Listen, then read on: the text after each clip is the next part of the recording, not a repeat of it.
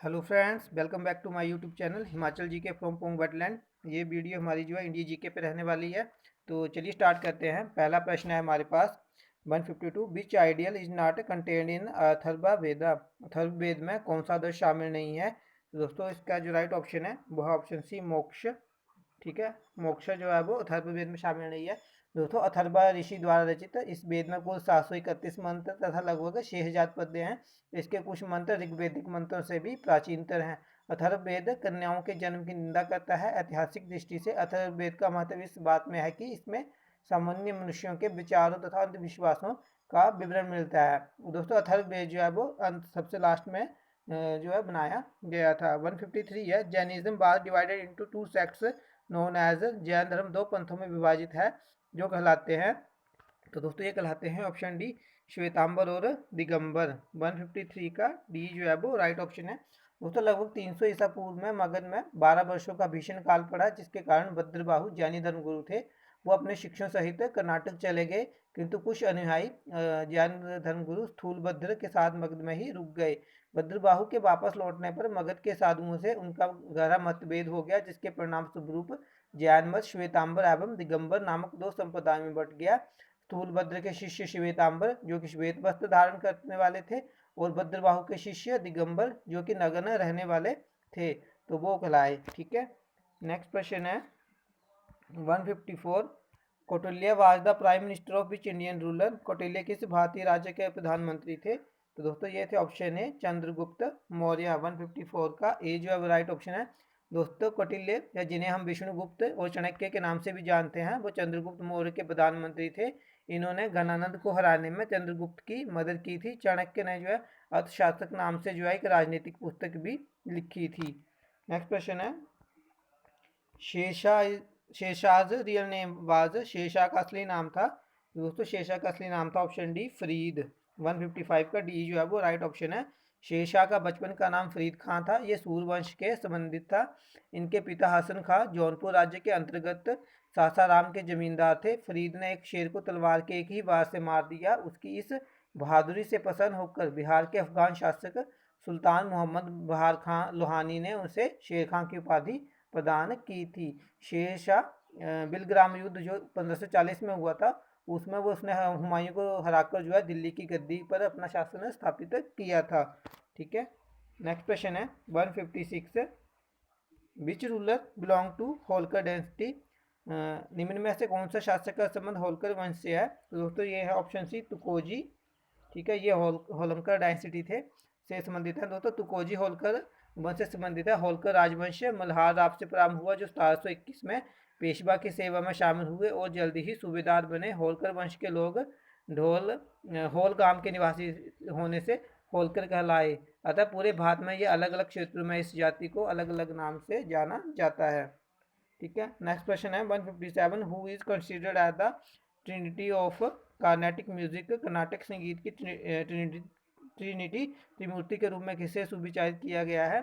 तो दोस्तों दिए गए ऑप्शन में जो तीन त्रिमूर्तियां थी या तीन व्यक्ति थे जो कर्नाटक का संगीत जिनसे उनकी पहचान थी, तो उनमें से एक थे मुथु स्वामी दीक्षिताधार। ठीक है, दीक्षितार। ठीक है, 157 का बी जो राइट ऑप्शन है। वो दोस्तों दो अन्य में त्यागराज थे और श्यामा शास्त्री थे। ठीक है, त्यागराज हो गए, मुथुर स्वामी दीक्षितार, और तीसरे थे श्यामा शास्त्री। ये जो है कर्नाटक का त्रिमूर्ति संगीत का त्रिमूर्ति कहा जाता है। ठीक है, ये 18वीं शताब्दी के आसपास जो है कर्नाटक में थे। 158 है। Which fort was not built by Akbar. Akbar द्वारा कौन सा किला नहीं बनाया गया था? तो दोस्तों ऑप्शन सी, ग्वालियर का किला जो है वो अकबर के द्वारा नहीं बनाया गया था। इसका निर्माण जो है वो राजा सूरसेनपाल ने किया था। ग्वालियर में ये किला जो है गोपाचल नामक पर्वत पर स्थित है। ठीक है, 159 है। The first Hun invasion took place during the region of. प्रथम हून आक्रमण किसके शासनकाल में हुआ था? तो दोस्तों ऑफिशियल आंसर के अकॉर्डिंग इसका जो आंसर है वो है ऑप्शन डी, यशोधर्मन। ठीक है, 6वीं शताब्दी की शुरुआत में यशोधर्मन मध्य भारत में मालवा के राजा थे। सबसे अधिक संभावना यह है कि वह दूसरे ओलिकारा राजवंश से संबंधित था। 5वीं शताब्दी के अंत में भारत पर हुनों द्वारा हमला किया गया था। 528 में यशोधर्मन और संभवतः गुप्त सम्राट नरसिंह गुप्त ने हुनों को को उनकी सेना और उनके नेता मिहिर कुल को पराजित कर भारत से निकाल दिया था। 160 है, the home rule movement was started by. Home rule आंदोलन किसके द्वारा शुरू किया गया था? दोस्तों ये शुरू किया गया था ऑप्शन डी एनी बेसेंट के द्वारा। 160 का डी जो है राइट ऑप्शन है। दोस्तों 1916 में एनी बेसेंट ने मद्रास में होम रूल लीग की स्थापना की थी और जॉर्ज अरुणडेल को लीग का सचिव बनाया गया था। और दोस्तों इसी वर्ष बाल गंगाधर तिलक ने भी सर्वशासन प्राप्ति हेतु पूना में होम रूल लीग की स्थापना की थी। नेक्स्ट प्रश्न है 161, the Bardoli Satyagraha was conducted under the leadership of. Bardoli Satyagraha किसके नेतृत्व में आयोजित किया गया था? तो दोस्तों ये किया गया था ऑप्शन बी सरदार वल्लभ भाई पटेल के। 161 का बी जो है वो राइट ऑप्शन है। बारदोली सत्याग्रह भारतीय स्वाधीनता संग्राम के दौरान जून 1928 में गुजरात में हुआ। यह एक प्रमुख किसान आंदोलन था जिसका नेतृत्व सरदार वल्लभ भाई पटेल ने किया था। उस समय प्रांतीय सरकार ने किसानों के लगान में 22% तक की वृद्धि कर दी थी। इस सत्याग्रह आंदोलन के सफल होने के बाद वहां की महिलाओं ने वल्लभ भाई पटेल को सरदार की उपाधि प्रदान की थी। ठीक है, उन्हीं के बाद इनके नाम के आगे सरदार लगाना शुरू किया गया था। 162 है, the constituent assembly became a sovereign body after. संविधान सभा किसके बाद एक स्वतंत्र संस्था बनी? तो दोस्तों ये बनी थी ऑप्शन ए 15 अगस्त 1947 को, भारत की आज़ादी के बाद। 163 है, which is a fundamental duty of an Indian citizen. निम्न में से कौन सा एक भारतीय नागरिक का मौलिक कर्तव्य है? तो दोस्तों ये है option B to develop scientific temper एलिया स्पिरिट ऑफ इंक्वायरी। ठीक है, वैज्ञानिक प्रकृति और पुष्प पर्क की मनोवृत्ति विकसित करना। ठीक है दोस्तों, भारतीय संविधान में जो है साधारण सवर्ण सिंह समिति की अनुशंसा पर संविधान के 42वें संशोधन जो कि 1976 के द्वारा मौलिक कर्तव्य को संविधान में जोड़ा गया। इसे रूस के संविधान से लिया गया। इसे संविधान के भाग में अनुच्छेद 51 क के तहत रखा गया था। मौलिक कर्तव्यों की संख्या 11 है जो कि इस प्रकार है।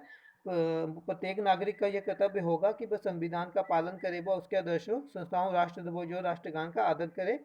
दूसरा था स्वतंत्रता के लिए हमारे राष्ट्रीय आंदोलन को प्रेरित करने वाले उच्च आदर्शों को हृदय में संजोए रखे और उनका पालन करे। तीसरा था भारत की प्रभुता, एकता और अखंडता की रक्षा करे, उसे अक्षुण्ण रखे। चौथा है देश की रक्षा करे। पांचवा है भारत के सभी लोगों में समरसता और सम्मान भ्रातृत्व की भावना का निर्माण करे। छठा है हमारी सांस्कृतिक गौरवशाली परंपरा का महत्व समझे और उसका परिरक्षण करे। सातवां है प्राकृतिक पर्यावरण की रक्षा और उसका संवर्धन करे। आठवां है वैज्ञानिक दृष्टिकोण और ज्ञानार्जन की भावना का विकास करे। नौवां है सार्वजनिक संपत्ति को सुरक्षित रखे। 10वां है व्यक्तिगत एवं सामूहिक गतिविधियों के सभी क्षेत्रों में उत्कर्षण की ओर बढ़ने का सतत प्रयास करे। और दोस्तों जो 11वां है वो बाद में ऐड किया गया था 46वें संविधान संशोधन में, वो है माता पिता या संरक्षक द्वारा 6 से 14 वर्ष के बच्चों हेतु प्राथमिक शिक्षा प्रदान करना। ठीक है, नेक्स्ट प्रश्न है 164, the joint sitting of two house of parliament are held to. संसद के दोनों संसदों का संयुक्त अधिवेशन किस लिए किया जाता है? तो दोस्तों ये किया जाता है, इसका जो राइट ऑप्शन है